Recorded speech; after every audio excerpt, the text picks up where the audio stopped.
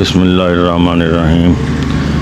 आज फिर आपका भाई आपके पास एक ज़बरदस्त प्रोडक्ट लेकर हाज़िर हो रहा है। इसका नाम है फुल कंट्रोल। ये कमाद से फालतू जड़ी बूटियाँ, घास वगैरह तलफ़ करने के लिए इस्तेमाल होती है। इसके 4-6 मशीन बनाकर कमाल में इसकी स्प्रे की जाती है। अब ये सितंबर का कमाल लग रहे हैं, कुछ लग गए हैं। अब इनमें जो घाव वगैरह होगा उसके लिए बहुत ज़बरदस्त प्रोडक्ट है। इसकी स्प्रे करें तो हर तरह की घास माँ जड़ी बूटी जो है वो ख़त्म हो जाएगी।